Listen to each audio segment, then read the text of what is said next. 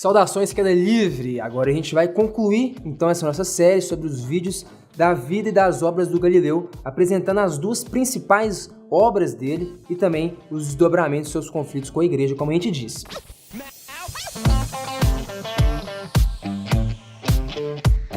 Bom, a primeira principal obra, pessoal, é essa daqui, tá? É o diálogo sobre os dois máximos sistemas de mundo, o ptolomaico e o copernicano, beleza? É essa treta aí sobre o sistema geocêntrico e heliocêntrico, se a Terra tá ou não no centro.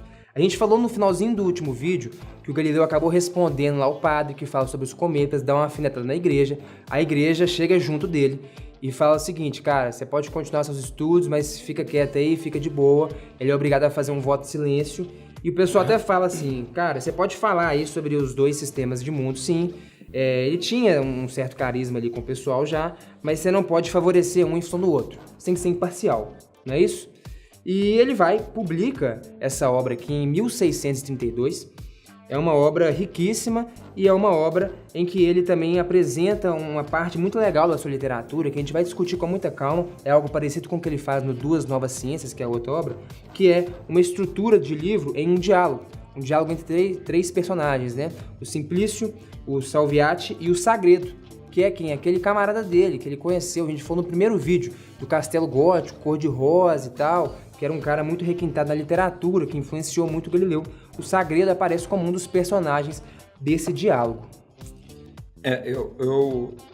Uma das coisas que eu acho mais importante de entender é o seguinte: nesse livro, a ideia do diálogo, ela facilita muito a compreensão, e ele faz de novo a coisa da divulgação científica, porque ele vai lançando as perguntas, vai mostrando o que está certo, o que está errado de um jeito, que toda hora você é instigado a pensar, e uma página te convida a ler a outra, E o livro é dividido em 4 jornadas, é como se fossem 4 dias de diálogo que estão se passando dentro de um castelo, com os 3 personagens. E aí a primeira coisa é assim, o primeiro dia é um dia que ele trata de apresentar os argumentos aristotélicos e contestá-los, contesta a dicotomia do céu e da terra, e mostra um dos pontos muito interessantes da teoria dele, porque todo mundo fala assim: o Galileu é o autor da lei da inércia. Só que nesse livro, o que ele apresenta como ideia de inércia é uma ideia da conservação do movimento circular, porque a ideia dele é justificar o movimento eterno dos planetas. E mesmo quando você joga um objeto na superfície da Terra, se o objeto andar eternamente na superfície da Terra, como a Terra é redonda, o objeto estaria rodando. Então, assim, a ideia da inércia que ele apresenta aí é uma ideia de conservação do movimento circular, e isso está na primeira jornada, e é bem interessante, que ele está lançando as bases da inércia, mas ainda não é a inércia perfeita, ainda não é a inércia absolutamente correta. Que é o que a gente conhece hoje do movimento retilíneo uniforme, exatamente, não circular uniforme. Exatamente, porque já no outro livro dele, na próxima obra dele, ele já lança a ideia correta, com pelo menos um exemplo correto, porque daqui a pouco a gente fala, mas nesse livro aqui ainda é uma conservação do movimento curvilíneo. A segunda jornada já é uma jornada em que ele faz para poder defender a ideia do movimento diurno da Terra, onde ele lança as ideias da conservação do movimento também, mas associado ao lançamento horizontal, associado ao lançamento oblíquo, onde ele discute o problema do objeto que é abandonado do alto da torre, do alto do mastro do navio, com o navio em movimento. Isso tudo tem a ver com inércia também e tem a ver com a composição de movimentos e as ideias, tipo assim, se a Terra está em movimento, como que você pode dar um tiro de canhão para o leste ou para o oeste e a distância ser a mesma? Isso tudo tem a ver com referencial, tem a ver com conservação de movimento. Na terceira jornada, é a jornada que ele parte para a astronomia, que ele quer mostrar o movimento, o sistema heliocêntrico e o movimento da Terra. E aí ele começa apresentando uma crítica aos argumentos teológicos em favor do geocentrismo, mostrando que os argumentos teológicos, assim, eles não podem ser aplicados a uma astronomia matemática, e ele lança os argumentos em favor realmente do movimento da Terra, onde ele apresenta de novo, porque no vídeo anterior a gente falou do Mensageiro das Estrelas, nesse livro ele remonta os argumentos em favor, os argumentos baseados nos novos dados astronômicos que ele pega em favor do heliocentrismo, discute a questão do movimento retrógrado dos planetas e acaba formando a estrutura do heliocentrismo de uma maneira mais coesa. É a primeira teoria dele que ele realmente... E ele prometeu que não ia se posicionar nesse capítulo. Na terceira jornada é a hora que ele mostra assim, descaradamente que ele é heliocêntrico. E a quarta jornada, ele só discute o problema das marés, que aí é uma teoria que hoje em dia ela não é aproveitada em praticamente nada. Não se pensa na teoria de marés do Galileu. E ele gasta muito tempo, é uma teoria extremamente complexa, mas é, digamos assim, um erro que está dentro do livro dele. Tipo, para se aproveitar hoje como conhecimento científico, a segunda jornada e a terceira são as que têm os problemas centrais, é onde está a parte realmente interessante que prevalece até hoje, o conhecimento continua válido. E como a gente disse, então, ele, vamos dizer assim, ele quebrou esse voto de silêncio que a igreja tinha imposto, ele já estava enroscado com a igreja, ele poderia então falar do sistema sem favorecer um em função do outro, mas ele claramente, como o Guilherme falou, ele não é nada imparcial, ele realmente evidencia que é o heliocentrismo, que é a teoria correta, ele se mostra completamente heliocêntrico, e isso faz então com que ele seja condenado pela igreja, né? É essa obra aqui que vai acarretar na condenação dele. E ele é condenado, né? Ele se retrata, né? Ele já estava bem velho nessa época também, mas ele é obrigado a ir a Roma. E ele consegue se retratar ali, ele queria continuar estudando, inclusive a maior obra dele talvez vai vir ainda depois. Então foi bom ele ter voltado atrás, né? Ele é obrigado, diante do Papa lá, né? Ele se ajoelha, é obrigado a falar que ele detestava e odiava o heliocentrismo, né? E tem até uma história interessante, né? Diz que ele dá uma resmungada, né? Ajoelhado diante do Papa, diz que ele ajoelha lá.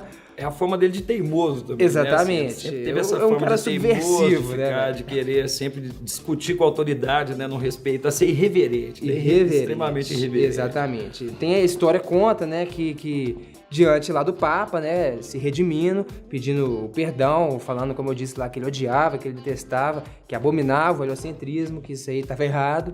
Ele diz que ele resmunga, né? Ele fala assim, mas que se move, né? Tipo assim, falando que a Terra se move.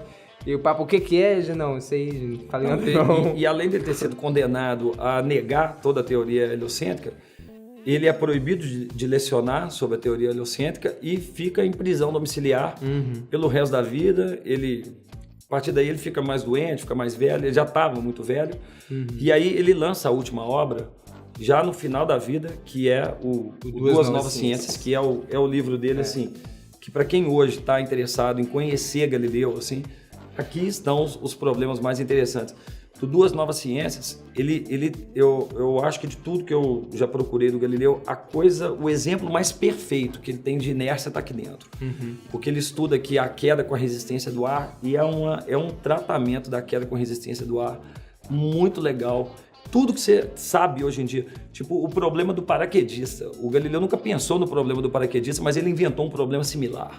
Sabe, ele discute qualquer coisa que você pensar aqui sobre a queda com a resistência do ar e chega na lei da inércia de um jeito muito bonito. Trata aqui da composição de movimentos de um jeito perfeito também, descreve a queda livre. Aqui ele coloca as coisas assim, de um jeito redondo, porque nas outras obras ele está construindo e nesse processo de construção do conhecimento assim, tem equívocos. O processo não é linear. Ninguém constrói uma teoria assim, totalmente inovadora, de um jeito perfeito. E o livro não foi lançado na época lá na Itália. Ele escreveu o livro, mas como ele estava condenado a não escrever mais nada sobre heliocentrismo e não divulgar mais ciência, esse livro é escrito e é contrabandeado para a Holanda. E lá na Holanda é que sai a primeira impressão. Em 1638, né? Isso.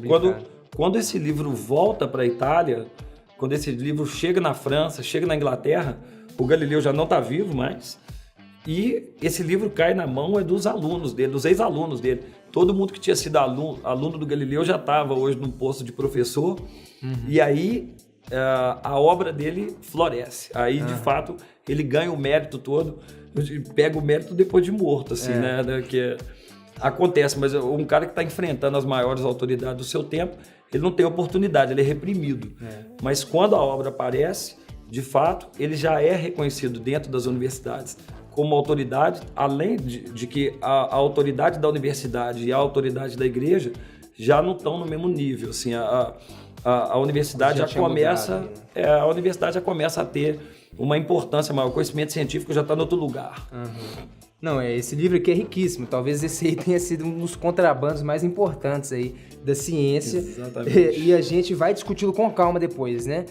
Após esse vídeo, a gente vai começar uma série super legal em que a gente vai destrinchar uma das coisas que o Galileu estudou, que é a primeira lei da física clássica, né? A lei da queda livre. Depois a gente vai voltar a conversar com muita calma sobre isso, porque esse foi um livro que embasou muito o nosso trabalho que a gente vai começar a fazer aqui agora no canal. E assim, é só para já fazer o convite direito, porque A lei da queda livre que a gente vai mostrar para vocês é a lei da queda livre que está aqui. Exatamente. É o jeito que o Galileu descobriu a lei da queda livre, sem ter bomba de vácuo, sem ter nada disso. Essa ideia de que os objetos caem juntos no vácuo, ela é construída de uma maneira brilhante. Assim, é uma outra pegada. É a pegada galileana da queda livre, não é a pegada do livro didático. Nós não vamos te ensinar a lei da queda livre, nós vamos te contar como é que o Galileu conseguiu fazer isso muito sem ter bomba de vácuo, sem ter nada. Sim, não, realmente. Agora a gente terminou essa parte apresentando um pouco do Galileu e agora a gente vai começar a estudar o que ele estudou. Talvez essa série da queda livre seja uma das séries mais legais que a gente fez no canal, assim, fazendo um convite direito.